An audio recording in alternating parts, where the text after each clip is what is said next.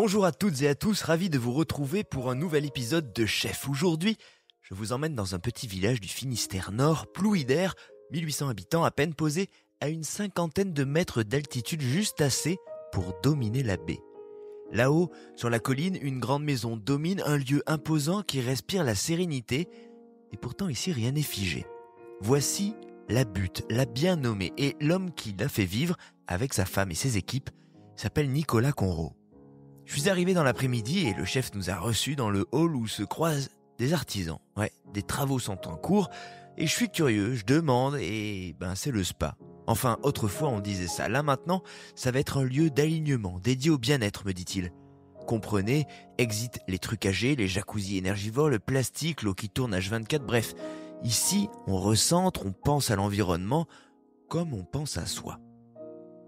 Voilà l'entrée en matière. Ici, on le sait, on le sent, chaque geste compte, chaque empreinte se mesure pour que l'intention soit sincère et consciente. Nicolas Conrot s'est depuis quelques années mis en tête de bâtir un modèle d'hospitalité aligné avec la nature, apaisé tout en élégance, mais en sobriété. C'est ce qu'on va découvrir au cours de cet entretien, finalement la naissance d'un engagement concret, total, qu'on pourrait dire presque radical. Je ne m'attendais pas à être surpris et je ne m'attendais pas à l'être plusieurs fois par le récit de cette histoire. D'une enfance aux Comores, au pensionnat, en passant par un rêve d'hôtellerie précoce à la découverte tardive de la cuisine. Trop d'enjeux, trop d'admiration pour un beau-père, trop de pudeur aussi. Ce n'est qu'à 32 ans qu'il passe le pas et prend la main.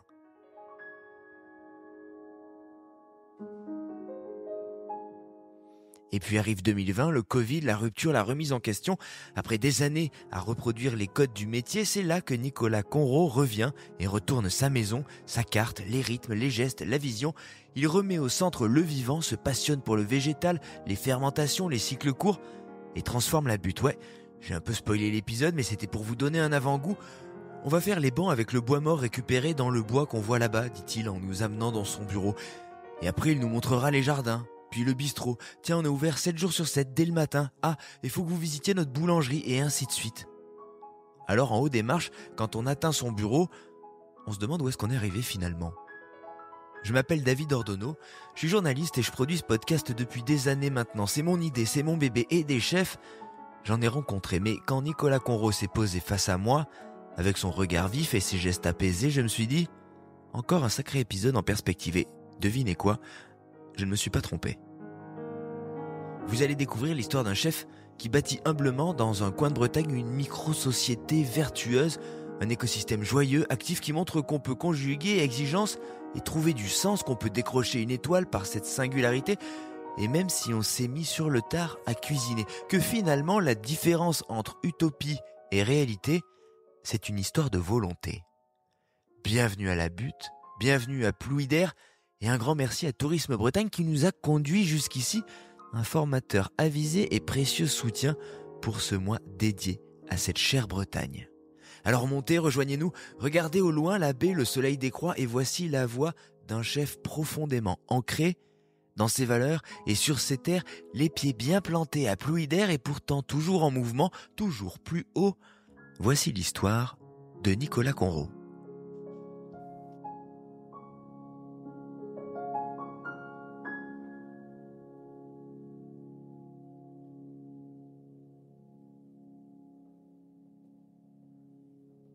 La cuisine que l'on défend ici, en fait, elle est tout simplement vivante. Quand on appelle une cuisine vivante, c'est tout simplement le souhait, en fait, de pouvoir faire la démarche et d'avoir fait la démarche d'ailleurs de se couper d'une alimentation industrielle qu'on a tous pu manger sur ces 50 dernières années et qui, au final, n'a pas eu toujours et n'a pas toujours les bons effets, en tout cas, sur la santé de chacun. Et je crois que c'est d'abord cette prise de conscience-là, c'est de se dire comment aujourd'hui l'humain doit s'alimenter et doit s'alimenter au quotidien, mais aussi quand il peut bénéficier d'aller tout simplement manger sur une table, qu'elle soit étoilée ou non, mais chez un restaurateur et de manger de manière différente en fait. Et manger différent, ça veut dire manger avec gourmandise, mais s'alimenter avec bienveillance et avec conscience en fait. Parce qu'aujourd'hui, je crois on a ce choix de bien manger, de ne pas manger n'importe quoi. Je l'exprime toujours avec conviction parce que pour moi, on est quand même s'alimenter, c'est faire marcher tout simplement notre organisme. C'est quelque chose qu'on n'apprend pas forcément dès le plus jeune âge en fait. Et aujourd'hui, les premiers acteurs en fait de cette prise de conscience, les chefs ont tout pour prendre cette place parce qu'on reçoit quand même au quotidien pas mal de clients. On a nos clients qui sont dans nos maisons, mais on a aussi un vecteur de communication où on nous donne assez facilement la parole pour parler des territoires, des producteurs, mais je crois que c'est aussi l'occasion de pouvoir parler de quelle alimentation en fait on a besoin tout simplement pour se nourrir avec bienveillance.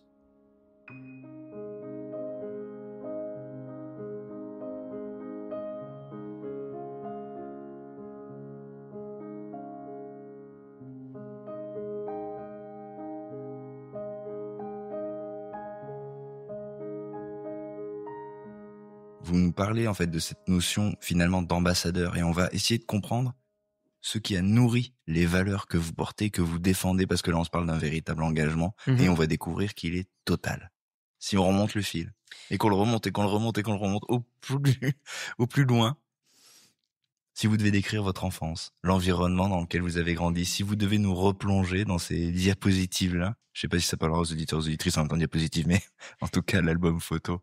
Il y avait quoi? Vous avez grandi dans quel environnement? J'ai grandi dans un environnement que je pourrais qualifier plutôt d'instable, mais qui éveille la curiosité parce qu'en fait, j'ai eu la chance de pouvoir voyager dans mon enfance, que ce soit en France, mais aussi à l'étranger, parce que j'ai passé une bonne partie de ma jeunesse dans l'océan Indien, dans un pays qu'on appelle les Comores, où j'ai grandi en partie, et puis j'ai voyagé bien sûr aussi, j'ai eu l'occasion de vivre aux Antilles, un département d'outre-mer aussi, et puis un petit peu en France, en Bretagne pour un court passage d'1 an étant plus jeune, et puis aussi en Alsace pendant pas mal d'années où j'ai fait mes études.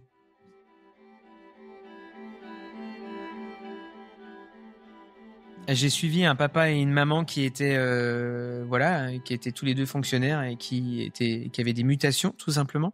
Donc ce passage aux Comores pour moi ça a éveillé pas mal de choses. Ça a d'abord éveillé tout simplement le métier que j'avais envie de faire, puisque dès l'âge de 7 ans, j'ai toujours dit à mes parents que je voulais travailler dans l'hôtellerie en fait, et j'ai jamais changé. Dans l'hôtellerie? Dans l'hôtellerie.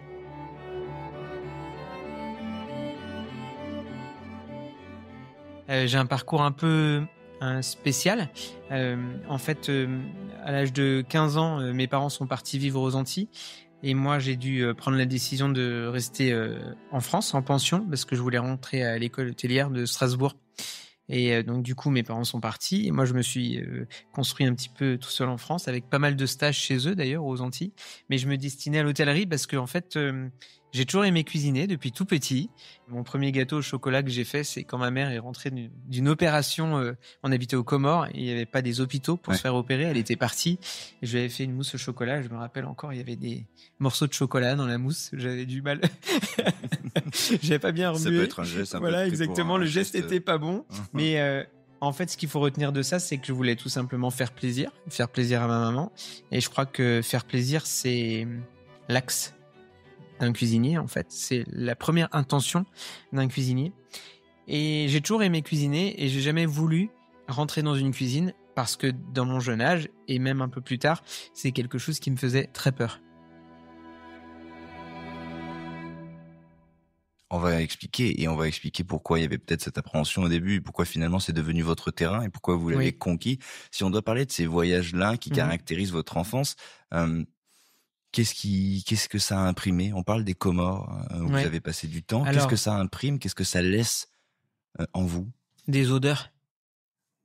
Vraiment des odeurs, des goûts que je n'utilise plus forcément aujourd'hui, mais qui ont fait que ça... Je pense que ça a éveillé mon palais, ça a structuré, ça m'a appris, en fait. C'est aussi l'ouverture, puisqu'on est quand même dans des pays qui sont fortement sous-développés, où on voit des choses qu'on comprend pas forcément quand on est jeune, mais qui sont assez traumatisants, malgré tout, parce que c'est une pauvreté qui est quand même assez présente dans ces pays. Qu'est-ce qu'on se dit quand on est enfant et qu'on est exposé à ça? Vous aviez quel âge à ce moment-là? J'avais de 5 ans jusqu'à 11 ans, en fait. Ouais. Donc, c'est là où un enfant se développe Ouais, où aussi. tout s'imprime aussi. Ouais.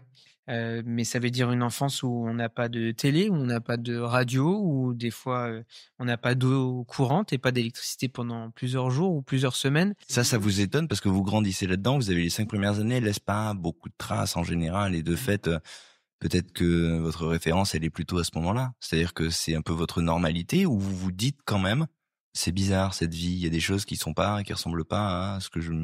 Non, pour moi, c'était de la normalité parce Ouais. qu'on n'avait pas l'occasion de revenir en France souvent. Ouais. Donc, c'était la vie que je connaissais. C'est sûr que quand on est rentré en France, au bout de 6 ans, c'était une autre vie. Il fallait réapprendre, en fait. Apprendre à vivre dans un pays qui pourtant était le nôtre, mais où on n'avait pas les codes. Quels souvenirs de quotidien justement vous gardez qui vont être un petit peu recadrés après quand vous allez retrouver la France forcément et qui vont rencontrer cette différence-là? C'est quoi votre quotidien aux Comores d'enfant? Le quotidien d'enfant, c'était de se faire gronder parce qu'on avait mangé 2 gâteaux de trop et qu'ils étaient cachés dans la cantine qui arrivait tous les 6 mois et qu'on n'avait pas accès à ce qu'on voulait en fait au quotidien. Il fallait garder la nourriture, c'était une rigueur en fait. Je pense que mes parents devaient être super organisés pour pouvoir assurer ça.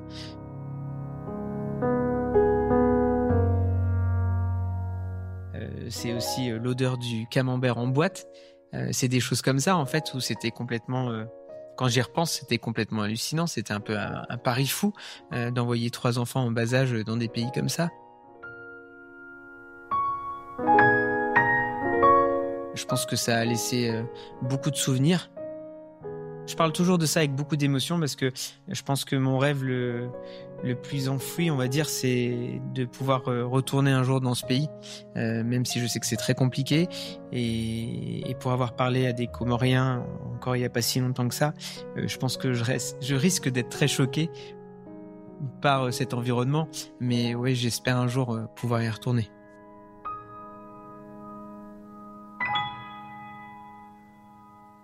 Ça implique aussi, j'imagine, d'être très soudé, parce que vous décrivez cette cellule familiale, partir avec des enfants de cet âge dans un pays. Oui. Ça implique d'avoir des liens très unis. Alors, ça implique des liens très unis. Ça implique une communauté de coopérants qui vivaient sur place, qui s'adaptaient bien entendu au milieu et à tous les Comoriens. Mais il y avait quand même une certaine communauté qui se créait. Et c'est important parce que cette communauté aujourd'hui, quand je parle de mes équipes, quand je parle des clients, je dis souvent que l'intérêt, c'est de créer des communautés. C'est un terme que j'utilise encore beaucoup et je ne serais pas étonné que cette envie et cette démarche, elle soit encore dans le souvenir, en fait. C'est ce qui a pu générer... Oui, ça a infusé, ouais. Ça fait partie de moi, quoi. Ouais. Comment elle s'est tournée, cette page? Comment, à un moment, vous avez décidé en tout cas, pas vous directement, mais vos parents très certainement, de mettre un terme à l'aventure aux Comores? Alors, ils ont mis un terme à l'aventure aux Comores d'une manière un peu très bizarre, mais en fait, mes parents ont dû quitter les Comores lors d'un coup d'État où, en fait, on était sur la liste des gens à supprimer, donc on a été évacués par l'armée française, donc ça reste quand même des souvenirs traumatisants et pas très agréables. Donc, du jour au lendemain, vous partez? Du jour au lendemain, on part. Ce que je me souviens, c'est le déchirement, en fait, de partir en laissant les gens avec qui on vivait là-bas, en fait. Ouais. Parce que vous aviez tissé tous vos liens, 5 ans, 11 ans, enfin c'est... Bah oui. Donc c'est toujours quelque chose de traumatisant, ouais. Donc ouais, ça reste des souvenirs un peu... pas forcément agréables, mais... Au final, j'ai quand même une chance inouïe de pouvoir vivre à l'étranger, dans des pays comme ça, en étant enfant, parce que je pense que j'ai pu profiter d'une enfance différente que celle d'un enfant vivant sur le territoire français. Ouais, vous partiez avec un petit plus dans le bagage en arrivant à l'adolescence, en tout cas, vous aviez ça en plus. Ouais, clairement. Je pense. De l'adaptabilité. Il va en falloir, puisque vous revenez en France à ce moment-là, c'est ça? Oui. Comment c'est le retour en France? C'est pas notre monde, c'est presque pas le vôtre finalement. C'est pas le mien. J'ai une petite anecdote là-dessus où j'accompagne mon petit frère le premier jour à l'école quand on était On est arrivé en Bretagne, à Plérin, juste à côté de Vannes. Et puis, mon petit frère, à un moment, a pas voulu sortir parce qu'en fait, il avait neigé un tout petit peu. Et en fait, il comprenait pas ce que c'était. Ouais. Donc, et c'est comme le brouillard. Voilà, lui dire que le brouillard, c'était pas grave et qu'on pouvait quand même aller à l'école. Donc, c'est des petites choses un petit peu sympas comme ça qu'on redécouvre. Et c'est comme pour nous, s'habituer à remettre des chaussures et à pas marcher pieds nus. C'est aussi un réapprentissage.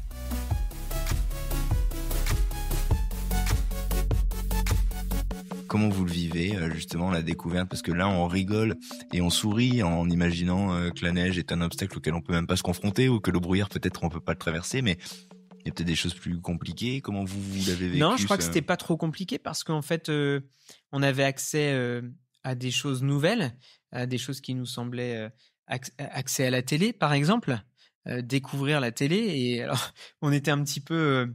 je me souviens qu'étant jeune ado, quand on échangeait avec des amis, des copains, souvent j'étais à côté de la plaque en fait, parce qu'ils avaient une culture, des références que vous des n'aviez pas. références que je ne connaissais pas en fait. Donc c'était plein de petites choses comme ça où j'ai dû bien entendu réapprendre et comprendre. Donc passer des heures devant le Club Dorothée pour essayer de rattraper toutes les rêves. Donc ouais, c'est des choses un petit peu bizarres, un petit peu étranges, mais au final, non, le retour en France est plutôt très bien passé. Comment ça va s'écrire à cette adolescence? Vous dites qu'à ce moment-là, vous avez déjà l'envie, quelque part la certitude que ça se passera autour de l'hôtellerie, oui. Une appétence peut-être un peu pour la cuisine. On s'est parlé d'un premier geste peut-être un peu approximatif, mais il a le mérite d'exister. Parfois, il n'existe pas. Oui. Comment vous allez écrire la suite de votre histoire à ce moment-là de vie où c'est un peu une charnière? C'est le moment où on commence à vous dire, bon, il serait temps de commencer à réfléchir à un choix. Ouais, une forme de perspective en tout cas. Il s'est fait tout seul en fait. J'étais en Alsace à cette époque-là. J'étais en fin de troisième. Bretagne, Alsace. Bretagne, Alsace, ouais. Sacré parce switch. Que mon père avait été à nouveau muté, donc on était dans une petite ville alsacienne au sud de l'Alsace qui s'appelle Guebwiller. Et à la sortie de troisième, j'ai absolument voulu faire l'école hôtelière. Donc je me suis inscrit à l'école hôtelière où c'était encore assez difficile d'y rentrer à l'époque. Il fallait avoir un bon dossier avec des bonnes notes. J'avais pas des très bonnes notes, donc je me souviens que j'étais quand même assez stressé de pas être accepté dans cette école. Et puis au même moment où j'étais accepté dans cette école, mes parents ont eu une mutation. Voilà, cette annonce qu'ils devaient partir en Outre-mer, donc en Guadeloupe. Et j'ai dû faire le choix de... j'avais deux solutions, ou les suivre ou rester. Et il faut que vous m'expliquiez, parce que à ce moment-là, ça veut dire que les parents vous le laissent, le choix. Parce que tous les parents ne font pas ça. Il y a plein de parents qui vous ont dit, bon, écoute, t'es gentil, mais tu viens avec nous, on s'en va. Et... Ouais, non, mes parents savaient depuis très longtemps que ce métier de l'hôtellerie-restauration me passionnait, en fait. Et je faisais de la cuisine. Je me souviens que tous les mercredis après-midi, j'avais pas forcément d'activité sportive ou de choses comme ça, mais je restais à la maison pour faire à manger. Mes parents avaient compris en fait que c'était le métier que je voulais faire, et depuis toujours. Ce qu'il a fallu prendre comme décision, c'est est-ce que tu viens avec nous aux Antilles ou est-ce que tu restes vivre seul en France et en pension? Le choix, il a été vite fait. Il n'y avait pas d'école hôtelière structurée en Guadeloupe pour m'accueillir, donc j'ai fait le choix de rester.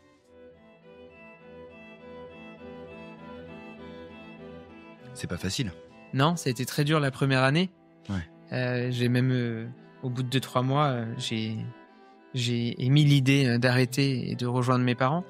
Et ils m'ont convaincu que je faisais pas le bon choix en faisant ça. Et ils ont eu raison. Et je me mets à leur place, pour eux non plus, ça n'a pas dû être facile. Non, je pense que ça n'a pas dû être facile pour eux, mais c'est marrant parce que c'est... Souvent aujourd'hui, quand j'en parle, tout le monde me dit « Waouh, mais ça devait être super compliqué de te retrouver à 15 ans, tout ça. » Et au final, non. Je sais pas, les choses se sont faites et ça s'est très bien fait.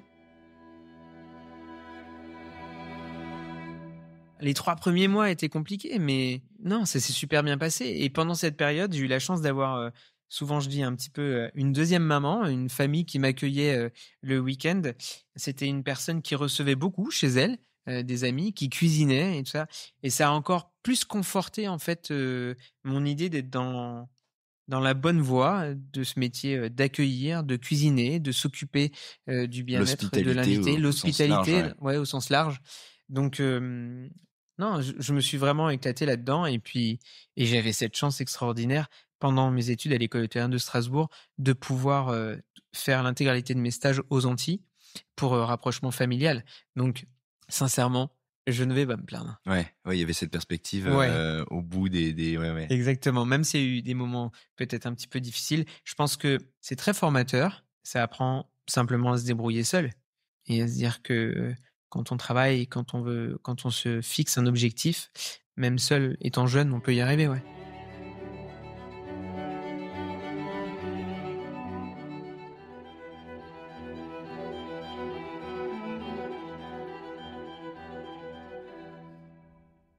Qu'est-ce que vous découvrez dans ces années-là? Parce que quand on a l'envie, qu'elle vient de l'enfance, qu'on a eu déjà une idée, voilà, parfois c'est un fantasme, parfois on a tous eu plein de perspectives quand finalement on n'a pas saisi, en tout cas au temps de notre enfance, au temps de l'adolescence, quand ça devient plus concret et qu'on découvre justement une forme de réalité qui est celle de la formation. Qu'est-ce qui vous parle à ce moment-là? Est-ce que vous vous dites « Ah, mais c'est une évidence » parce que là, quand vous l'exprimez, on a l'impression que vous l'avez trouvé et que ça n'a fait que confirmer cette intuition. Je pense que je savais en fait que c'était une évidence parce que c'était un milieu où je me sentais bien en fait.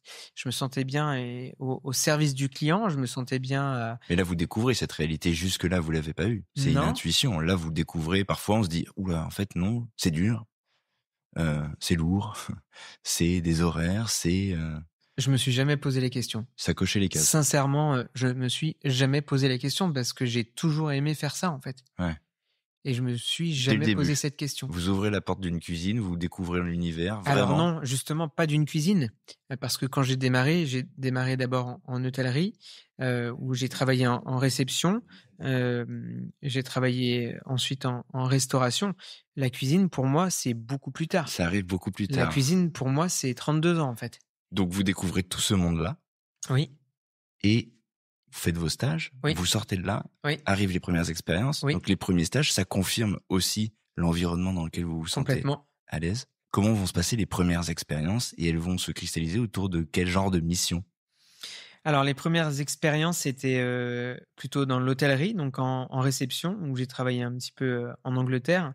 Ensuite en Suisse, où j'ai travaillé à Lézin, au-dessus de Montreux, au-dessus du lac, là, pendant 2 ans, où je faisais des saisons, où je me sentais vraiment super bien. J'aimais ce métier de réceptionniste. J'ai même travaillé la nuit en tant que night. C'est quelque chose qui me plaisait énormément. Qu'est-ce qui vous plaît à ce moment-là? C'est d'être pleinement disponible, disposé pour justement faire… On se parlait de faire plaisir tout à l'heure, mais là, c'est aussi ça, c'est de contribuer à la meilleure expérience possible, j'imagine. C'est quoi qui vous plaisait dans ces… Parce que réceptionniste, il y a plein de moments où on peut se dire « Oui, bon… » c'est pas forcément un métier qui fait rêver. Je pense qu'en fait, c'était au-delà du métier, c'était rencontrer des gens parce que j'ai pas fait que de la réception en Suisse. Mon premier boulot en Suisse, c'était de fabriquer des sandwichs et de les vendre dans un salon de thé en station. Mais ce qui me plaisait, en fait, c'était une culture qui était très métissée parce que c'était un endroit, un village où il y avait énormément d'Américains, énormément d'étrangers. En fait, je pense que ce qui me passionne toujours, c'est le contact avec l'autre, en fait. On parle d'un métier, c'est vrai. Dans ce métier, il y a beaucoup de contact avec les autres. Et c'était ça et c'est toujours ça, en fait, qui me plaît au quotidien. C'est de rencontrer des personnes ça peut être des locaux, ça peut être des étrangers, et c'est de l'humain, en fait. Et là, vous parlez surtout d'aller au contact d'une différence, en plus. Ouais, c'est une différence, mais c'est ça qui me plaît, en fait. Je suis quelqu'un de très curieux et j'adore ces différences-là. C'est pour ça qu'encore aujourd'hui, ce qui m'excite au plus haut point, c'est de me dire que dans quelques temps, je vais partir faire un voyage et rencontrer une autre culture. Et ça, c'est vraiment du bonheur. Et ça a toujours été du bonheur pour moi. Ouais, c'est ce qui vous anime. Quand c'est vous ce qui m'anime. on le sent. Complètement. Et donc, de fait, vous allez faire vos armes petit à petit, traverser les établissements, découvrir peut-être d'autres postes. Là, d'autres métiers. J'ai été night, j'ai été réceptionniste de jour. Enfin, j'ai fait plein de choses comme ça. Et jusqu'au jour où j'ai eu une très mauvaise nouvelle, on va dire. J'étais en Suisse, et j'étais en train de travailler en réception, et à l'époque, ma femme, qui était ma petite amie, qui est ma femme aujourd'hui, travaille avec moi. Elle a décroché le téléphone de la réception, puisqu'elle était aussi en shift réceptionniste. En 3 minutes, tout a été bouleversé parce qu'elle m'a annoncé que mon papa était décédé. Et là, ça a changé complètement toute ma vision de ce que je voulais faire. On avait prévu avec Solène de partir à l'étranger, de partir travailler au Canada. Moi, je me destinais vraiment à une carrière à l'international, dans les métiers de l'hôtellerie. Et voilà, ce malheureux accident a fait que ça a changé complètement les choses dans ma vie. À cette période, il m'a semblé bon de rester auprès de ma maman en France. Je suis venu travailler une saison dans l'établissement où on est aujourd'hui. Donc je vous parle de ça il y a un peu plus de 25 ans. Et parce que je voulais être pas très loin de ma maman pour la soutenir. Et au final, je suis jamais reparti. Voilà comment je suis arrivé ici.